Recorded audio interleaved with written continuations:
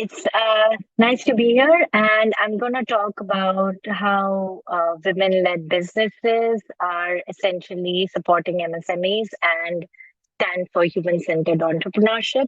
I'll do that by the medium of the organization I lead called AHANA. So essentially, when we talk commerce, there are two pillars of commerce that ideally are core and should be partners, but somehow they're not connected easily. And that is on one side, if you look at B2B buyers, and on the other side, if you look at authentic producers that essentially are the backbones of the entire MSME industry.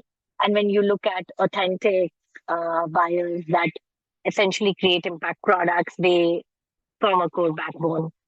And B2B buyers, when you look at them, they are at a stage where while on one side they have to fulfill the requirements, currently with this evolving scenario, they're facing huge ESG and reputational risks because they are not able to verify their sourcing pipelines often. And hence the concept of AHANA, which I founded around 3 years ago, came in, where we would like to be the enablers for addressing this gap, where on one side you have these buyers, on the other side you have these producers, but they lack the network, the access, and often resources to access the market.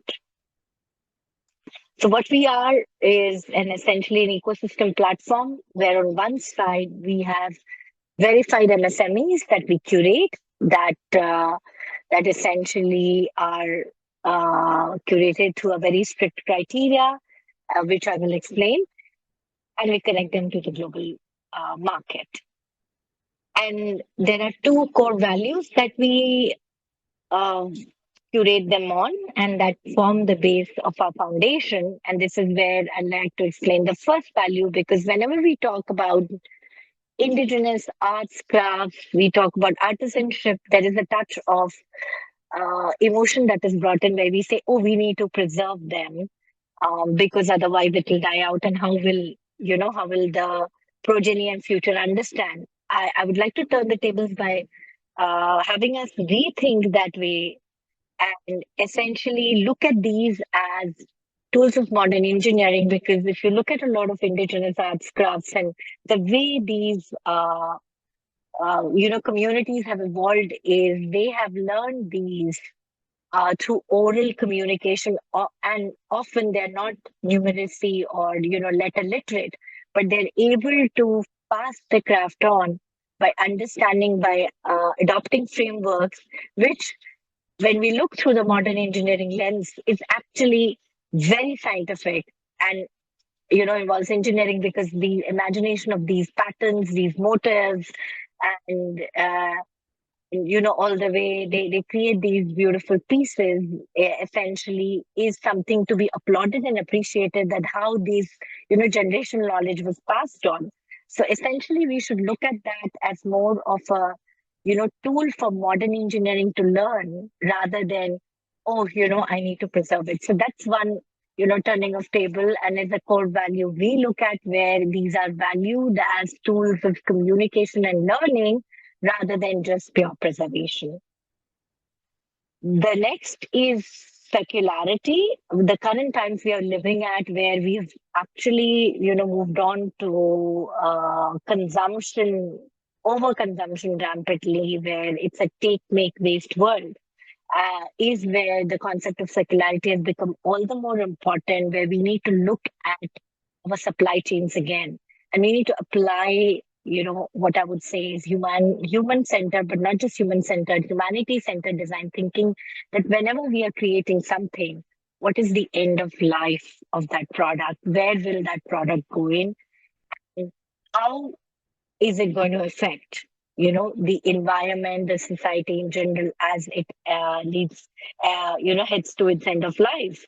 And that requires thinking not just in terms of the virgin raw materials we use, but also the post-use. So pre and post-consumer, how does the material, the product, fit into supply chains? What can be done about it? So essentially, that mindset has to be brought in so that we could take steps to work on these, materials, raw materials, and also post-pre, and see how they can further be reconverted and brought into either the same or different supply chains to prolong, the existence of the items, or essentially even prolong the customer lifetime value. So with these two core binding values, the way we operate, and I think the way impact MSMEs could look at operating would be what we call as our three-pillar approach. And these three-pillar approaches are as shown here, and I'll take you through them one by one.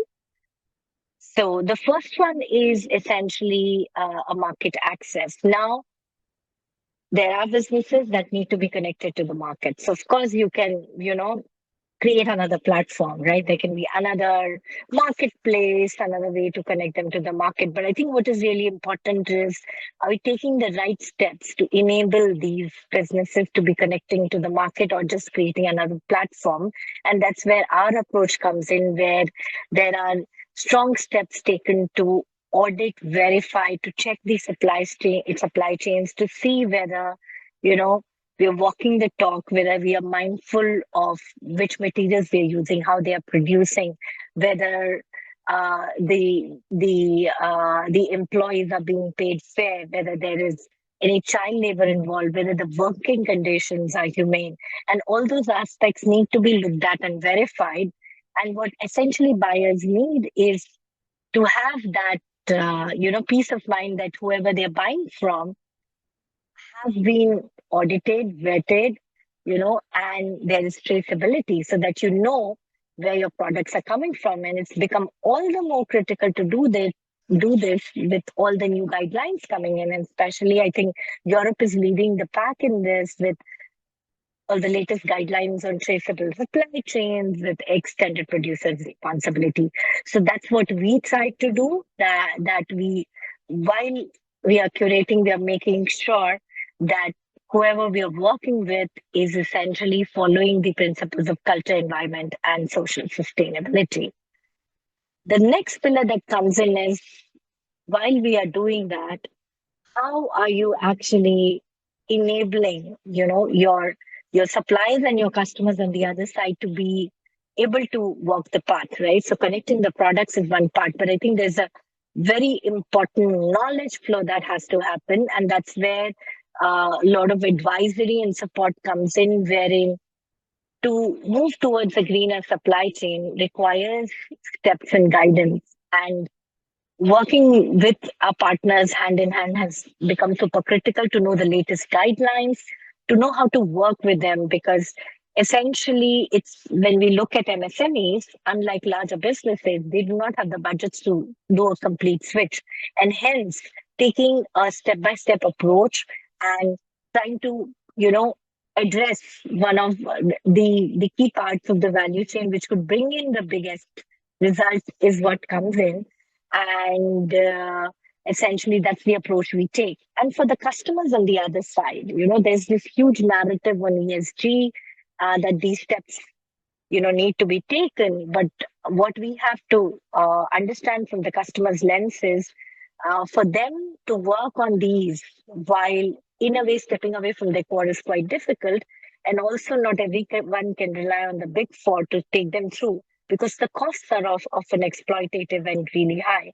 And when you look at, say, mid-sized companies, being on the other side of the buying, value chain as customers, they need bite-size, possibly modular kind of support. And that's why we come in, where the whole idea is to break it down. The whole idea is to simplify it and help them understand that how, by taking these steps, they can move along the ESG value chain within their business. Buying consciously is one part of it, but also there are steps that could be taken that can help them move, their move down their journey, and at the same time fulfill a lot of regulatory requirement and address business risks, which has, become all the more critical in the current environment we operate in. So essentially, that's how we balance the two parts. And the third one is regenerative enablement. So, as I told you, one of the core pillars has been circularity. And while on one side you could talk about products and knowledge flow, what becomes critical is how do you close the loop, right? How do you bring in the circularity aspects? How do you connect these parties? So, of course, buying products is one, but the other is when you're working with a lot of grassroots level communities and businesses, helping them move along their knowledge management capacity building becomes quite critical. And one ways businesses can make a difference is if they become part of it, using their CSV budgets to do that. And that's another way they are able to essentially help their supply chain eventually, because these are the people who are their suppliers. And on the other side, tick a box by essentially fulfilling their CSR requirements, which can help them in their ESG regulatory ratings. So with this three pillar approach, you're essentially able to lead and a more I would say conscious business principles that are essentially centered around humanity centered rather than human centered design or development. I would say humanity centered. Now, the SDGs that become critical as when you take this kind of approach, of course, are quite a few. You are looking at minimizing poverty because you're enabling smaller businesses, medium-sized businesses. Women play an essential role, and this is where I'd like to emphasize. Share a statistics more, which is more representing my part of the world, but largely, more than 60% of MSMEs are women-led businesses. And Indonesia, where we are headquartered, it's actually 80% of these MSMEs. So already you're trying to bring in more women-led businesses and hence allowing more balance in the value chain. And of course, decent work and economic growth. We are trying to reduce inequalities and we are trying to create sustainable cities and communities because you're trying to essentially bring in long-term, business sustainability. Using better materials leads to responsible consumption and production, and climate action, which we see happening. I mean, the effects of climate change we see happening all the time. I think as we take conscious steps towards minimizing the negative, we are trying to move towards taking some steps on climate action, right? And eventually, all these goals come together. Yeah, they have to work in cohesion, synergy with each other, and hence the partnership of goals, SDG 17, becomes super critical.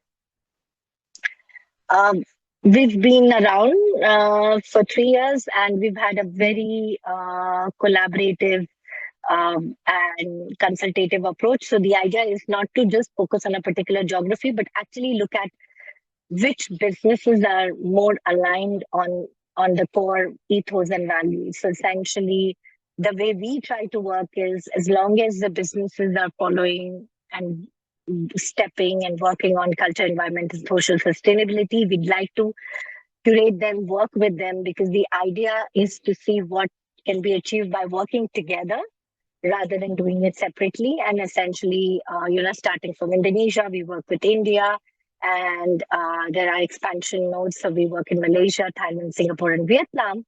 And this is not limited to a particular geography. This is representative of the way MSMEs have been operating, if I may say, across the majority countries. So hence, there is a huge potential for these businesses to be able to work together to supply to each other rather than just, look at each other as competitions. And I'm not going to linger on this slide, but the whole idea is the value can be provided across, multiple customer streams and across different sectors. So this just represents what we have done. And this is my final slide.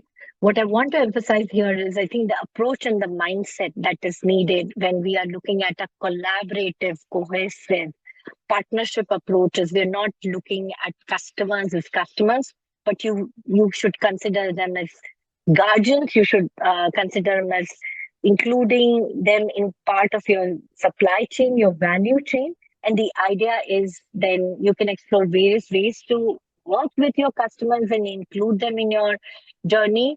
First is, of course, they buy your product, so procuring. But the other would be that how what they buying is one way, but through knowledge, through their programs, can they collaborate and help co-create? So there's a lot of partnerships opportunities that can be explored in the value chain, towards creating more sustainable as MSMEs, and also leading to better businesses fulfilling their requirements. Thank you for your patient listening. Yeah, thank you. Thank you, Aparna, for hearing your speech on women-led MSMEs driving inclusive trade and human-centered entrepreneurship. Thank you. Thank you once again.